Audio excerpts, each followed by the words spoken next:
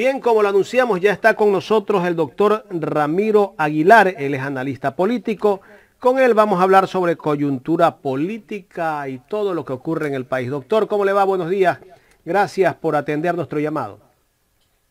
Hola Jaime, un saludo muy cordial a todas las personas que nos siguen en redes. Un buen jueves. Igualmente, doctor. A ver, doctor, vamos a entrar primero con el tema de la ley creando oportunidades que finalmente el día de ayer, pues, el CAL devolvió esa ley al presidente de la República. Algunos ya se hacían de que esa ley tal vez podría pasar a una de las comisiones, que ni se sabía a qué comisiones podía ir esa ley. ¿Cuál es el criterio desde su punto de vista de lo que ha hecho la Asamblea en este momento, doctor? Ha hecho bien, ha hecho bien. Era groseramente inconstitucional el proyecto de ley.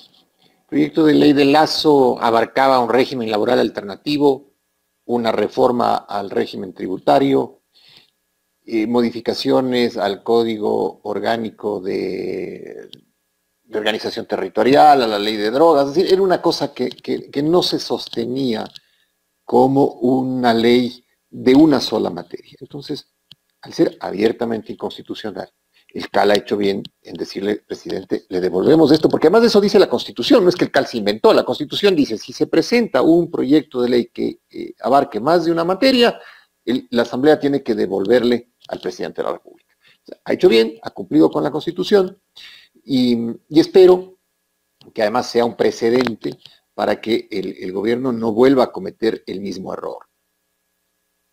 Bueno, yo creo que el gobierno tiene malos asesores. No sé si las personas que lo asesoran en estos temas son expertos, porque por allí vimos varios videos de uno de los asesores, el señor Aparicio Caicedo, si no me equivoco. No sé si es el ideólogo de este proyecto de ley creando oportunidades, mal llamado creando oportunidades. Yo no sé hasta qué punto puede haber oportunidades para el pueblo con este proyecto de ley. El gobierno, desde que entró o antes de que entre en su campaña política, dijo que con ellos las cosas iban a mejorar en el país, que iba a haber empleo, que las empresas iban a reactivar. Ya han pasado 4 meses y en realidad todavía no vemos esa reactivación, pero ahora nos dice que para reactivar la economía, para reactivar el trabajo, necesita un proyecto de ley. No sé en qué mundo viven algunos de los que están cercanos al gobierno, porque ahora resulta que alguien disparatado por ahí dice que los ecuatorianos, el más humilde de los ecuatorianos, somos más ricos que la época de Rockefeller, porque ahora tenemos WhatsApp. No sé si es que están viviendo una burbuja, o en dónde viven estos señores, doctor.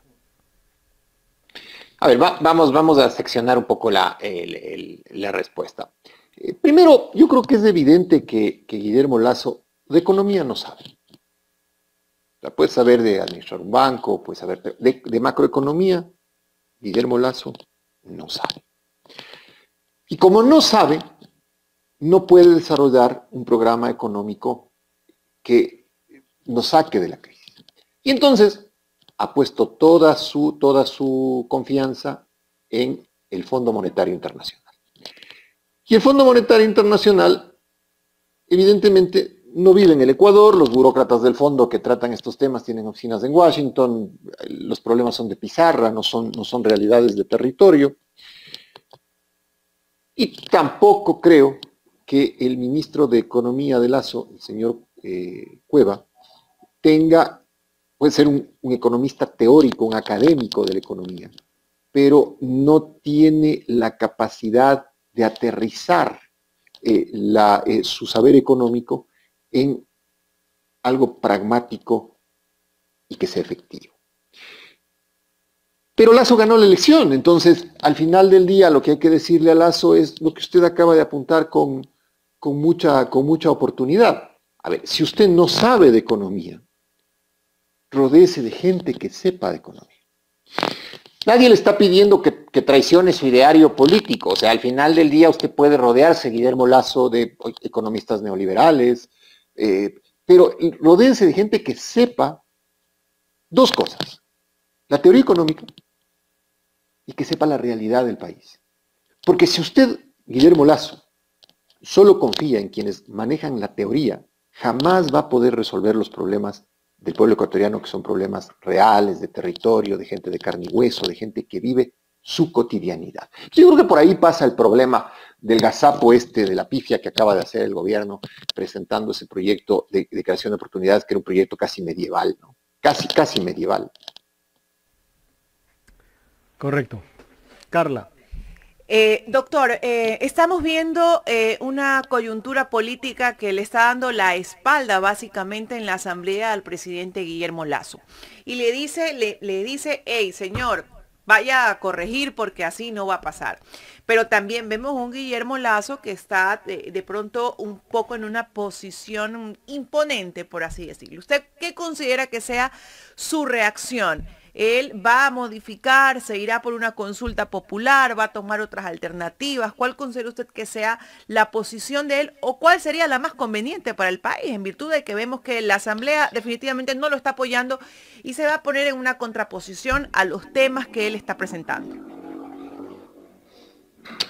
A ver, pero es que yo creo que el gobierno tiene que pedir apoyo a la Asamblea primero haciendo bien el deber, pues, o sea, primero cumpliendo con la Constitución, porque si incumple la Constitución no puede arrastrarle a la Asamblea en su deriva hacia la violación de la ley. Ahora, yo creo que Guillermo Lasso lo primero que debe hacer es tener una agenda más territorial. O sea, no hay forma de gobernar el Ecuador desde el escritorio en Carondelet, no existe esa forma. Eso es una cosa que ya está superada por los tiempos y Lasso tiene que ser un presidente de territorio. Para que no le mientan los gobernadores. Doctor, no, perdón que lo interrumpa. La mentira, sí.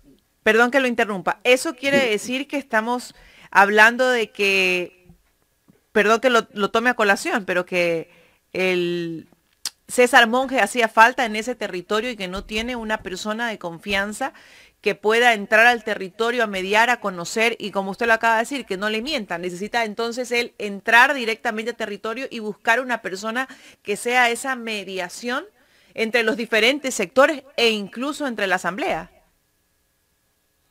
A ver, dos cosas. Ya una vez electo Lasso presidente, aunque Monge habría estado vivo, Lasso tenía que ir a territorio. Ahora, ¿quién le abre el territorio al presidente de la República? Por favor, tiene ahí directores regionales, tiene subsecretarios, tiene distintas autoridades de la administración pública. O sea, usted no necesita un sustituto de Monge como operador político cuando es presidente de la República para aterrizar la política pública en cada una de las provincias, cantones y parroquias del país. Mire, lo que pasó ayer es terrible. Arosemena le miente no solo a Lasso, le miente al país. Le miente al país. Dice, son 26 muertos en la penitenciaría del Litoral y todo está bajo control. La suma total es de 116 muertos y al momento en el que Arosemena hacía las declaraciones, la penitenciaría no estaba bajo control y había un pabellón que todavía estaba tomado por los presos y cadáveres que no se podían recuperar de los ductos de la penitenciaría. Entonces, no hay forma, repito, de que el presidente pueda gobernar virtualmente. Ayer, por ejemplo, la crisis penitenciaria era de tal magnitud, la tragedia es tan brutal, por Dios, son 116 personas muertas. No es número menor. Exigía la presencia del presidente de la República en Guayaquil, no en la penitenciaría, pero al menos en Guayaquil, teniendo una inmediatez con los acontecimientos. No, al punto que su gobernador de Guayas dijo, mintiéndole al país, que la cosa estaba terminada. Entonces, Lasso tiene que hacer agenda territorial, tiene que suplir sus deficiencias de formación, es decir, es claro que no saben economía, pero tiene todo el Estado para nombrar asesores, ministros, y debe aprender, Lasso, debe aprender a que la tarea de gobernar no es una tarea de estar buscando las mieles de la aprobación de las redes sociales o de los periodistas que él mismo creó o que él mismo financió a lo largo de estos 10 años de campaña.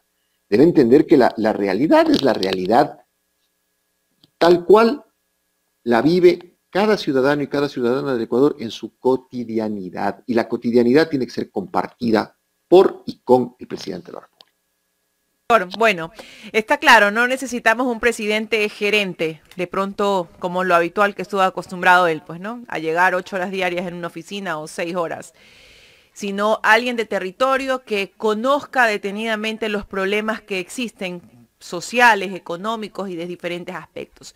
Pero bueno, todo este entramado de situaciones nos lleva a pensar que se va a avecinar una consulta popular. ¿Usted considera que realmente va a ser necesaria esta consulta? Mire, en la medida en la que Guillermo Lasso quiera sostener el discurso que se autoimpuso en campaña, esto es, eliminar el Consejo de Participación Ciudadana, el disminuir el número de asambleístas, el crear una Cámara del Senado, el que las autoridades de control sean designadas por la Asamblea. Es decir, él se autoimpuso una agenda a corto plazo que pasa necesariamente o por asamblea constituyente, porque es una modificación de la estructura del Estado, o por consulta popular. Ahora, si Lasso pretende ir a la consulta popular muy rápido, porque lo que quiere es tener una asamblea más afín en la medida en la que el pueblo ecuatoriano le diga sí en la consulta, es decir, bajo ese supuesto, y admita la reducción de diputados y la bicameralidad y la Corte Constitucional le diga, en esas condiciones, entonces sin necesidad de una muerte cruzada, vamos a una elección parlamentaria, por lo que resta el periodo, es una salida posible para Lasso. Pero siempre le será fácil a un gobierno como el de Lasso evitarse el trauma de la consulta popular perdida, porque una consulta popular, una cosa es convocarla y otra cosa es ganarla. Evitarse el trauma de la consulta popular perdida, con el desgaste político que eso implica, un gobierno además muy débil políticamente. Evitarse ese desgaste con el mercadeo de los asambleístas que están en funciones, a los cuales desde luego, algunos de ellos tienen prontuario, ya sea judicial, administrativo, y que le es mucho más cómodo decirle, mira, tú vas a seguir mis instrucciones y no te va a topar ni la Contraloría, ni la función judicial, etc. E incluso ser generoso con estos asambleístas en función de darles cargos, es decir, lo que se ha denunciado estos últimos días. En ese escenario, Lasso tiene que escoger las opciones. ¿Qué le es más cómodo a él? Ahora, al país. Siempre le será más cómodo un debate parlamentario, incluso con la asamblea que tenemos, porque aunque eligieran otra, ¿de dónde van a salir los otros asambleístas o los otros diputados y los otros senadores si no es de la misma matriz, del mismo útero social del que estamos proveyendo desde hace muchísimos años diputados, asambleístas y autoridades? Mientras no cambie la sociedad ecuatoriana, tendremos el mismo tipo de legislador. Lo que nos ahorraríamos es el costo de una elección que en este momento no sé si sea el mejor gasto posible. Doctor, ¿por qué Lasso insiste en su proyecto de ley? O sea, desde un comienzo tuvo críticas a este proyecto, pero lo que nos sorprendió fue que viajó a los Estados Unidos, vino con esa idea de allá, o seguramente se reunió con empresarios estadounidenses, que le dijeron, bueno, yo voy a invertir a tu país, pero siempre y cuando cambias las leyes laborales para poder invertir en Ecuador. Salió, o sea, de un momento a otro con que ese proyecto va porque va. Por dos cosas. Primero, porque finalmente Lasso se debe a una derecha muy dura, a una derecha que está más a la derecha que el Partido Social Cristiano, a una derecha que vino por todo y que necesita precarizar el trabajo, vender los activos públicos, tomarse la seguridad social. Una derecha muy radical, que no solamente se está afincando en el Ecuador, sino en América Latina, una derecha fascistoide muy peligrosa. El discurso de la derecha como el de, a ver, que se maten entre los presos, que ellos son los últimos en tener derechos porque han perdido los derechos por haber afectado y cometido delitos en contra de otras personas. Esa derecha que tiene ese discurso absolutamente fascista es la que le está dando, digamos que el sustento conceptual a Lasso.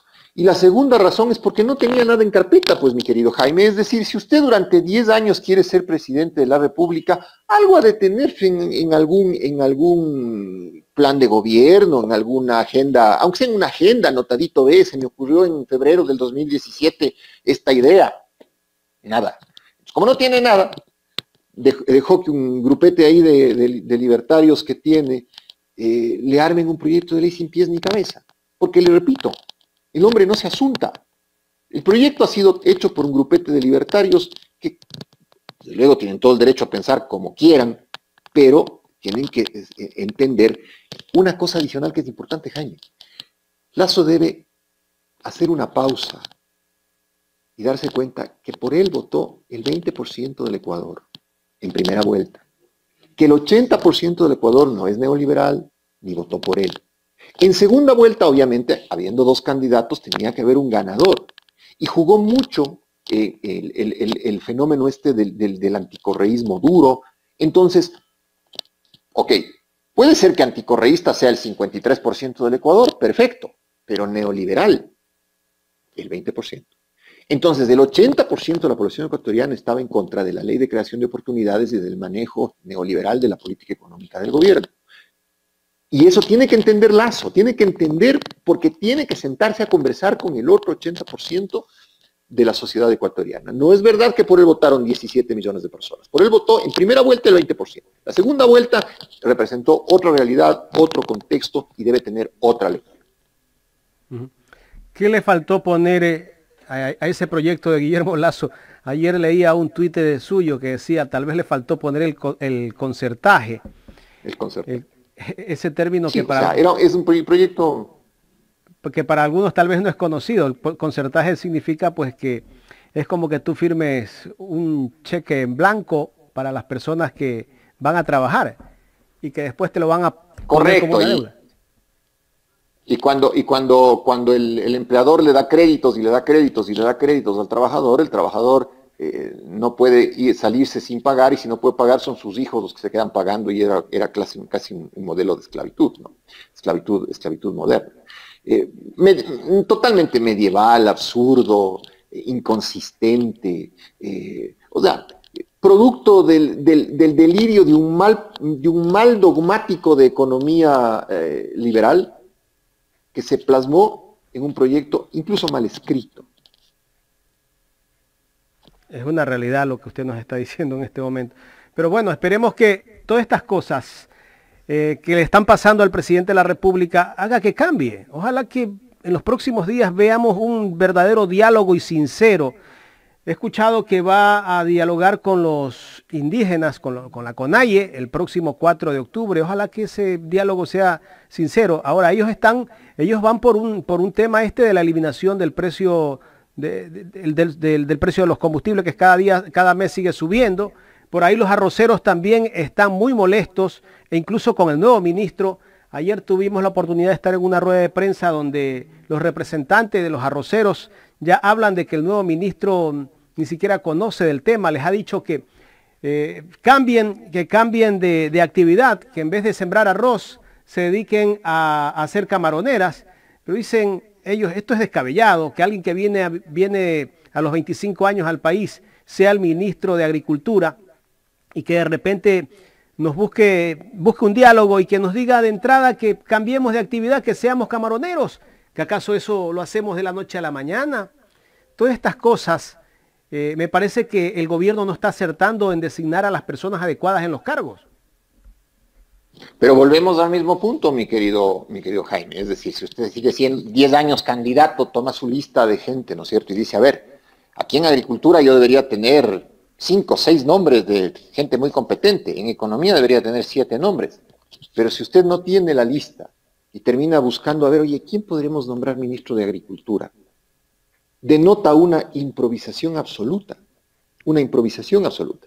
Pero a ver, Lasso va a gobernar 3 años más, 3 años y medio más, es elegido democráticamente, de tal forma que lo único que nos queda a los ecuatorianos es decirle, no se encierre, no se encierre en un dogmatismo que no encontró un reflejo electoral, busque mejores equipos de trabajo. Nadie le está pidiendo empleo, Lasso, o sea, no es que el progresismo le está golpeando las puertas y decirle, vea, Lasso, hagamos una alianza y denos unos ministerios. Ay, no pasa por ahí. Usted tiene todo el derecho a escoger ministros neoliberales porque esa fue su bandera de lucha política, pero al menos busque ministros que conozcan la realidad, que conozcan el territorio y que aterricen la teoría a la praxis. Eso busque. Y además, vaya usted al territorio, empápese usted de la realidad. súmele a ello que siempre debe dialogar, siempre debe estar dialogando. Reciba la CONAIE. La CONAIE no le puede imponer al gobierno una agenda económica. Pero tiene razón en quejarse por el incremento mensual de los combustibles porque eso tiene un efecto inflacionario, es decir, el valor del combustible es parte del costo de producción. Si usted modifica el costo de producción todos los meses, el precio sube todos los meses, pero no sube el salario. Y además, no solamente que no sube el salario, sino que hay 600,000 desempleados, según cifras del propio gobierno. 7 de cada 10 ecuatorianos en edad de trabajar no tienen empleo. Entonces, ¿cómo puede ser que esta gente desempleada se vea afectada por un proceso inflacionario que es el más injusto de los impuestos? La CONAIE tiene razón en sentarse con Lazo y decirle, oiga, pare el incremento de los combustibles, al menos mientras no resuelva el tema del desempleo.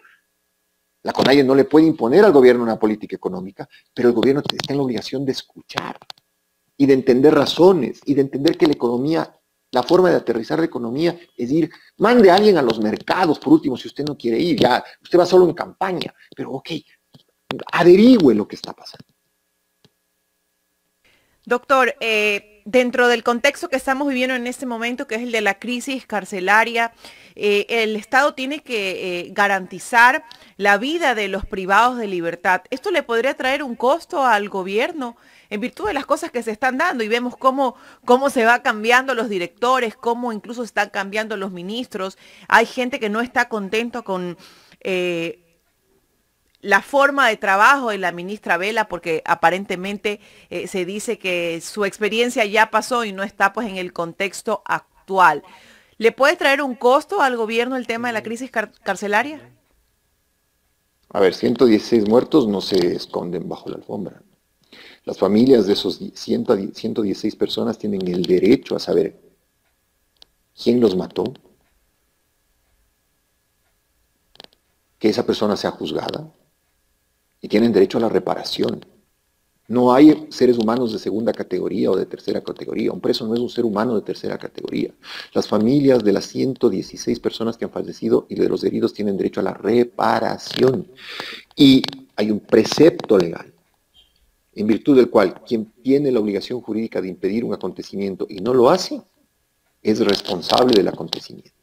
Todas las personas policiales, administrativas, militares, que tuvieron la responsabilidad de evitar que entren explosivos, armas, fusiles a la cárcel y no lo hicieron, tendrán que ser responsables de las 116 muertes. Adicionalmente, si usted revisa los tiempos, 9:30 se amotinan, hay explosiones y disparos.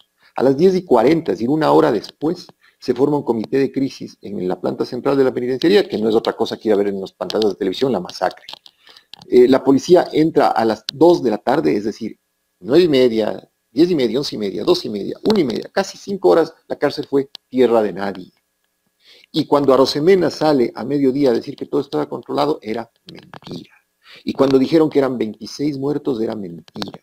Son 116 personas cuyas familias necesitan justicia y reparación. Entonces, claro que le va a traer cola esto a las autoridades responsables, sin la menor duda. 116 muertos no son un problema menor. Un muerto es una cosa gravísima. No se hable de 116. Doctor, queremos agradecer por haber aceptado este diálogo aquí en Ecuador en directo. Pues vamos a seguir hablando en los próximos días de otros temas. Esperemos que este país mejore, por el bien de todos. Ese es el afán de todos, que el país mejore, y ese es el afán también de mis expresiones. Yo no soy una persona que quiera ponerle clavos al presidente. Yo soy una persona que, a mi modo, desde luego con firmeza, trato de darle una opinión. Si la usa, si la sirve, enhorabuena. Y si no, espero al menos que los ecuatorianos mantengamos la voz firme, la voz dura, porque lo que está pasando es una cosa absolutamente vergonzosa. Muchas gracias al doctor Ramiro Aguilar Torres.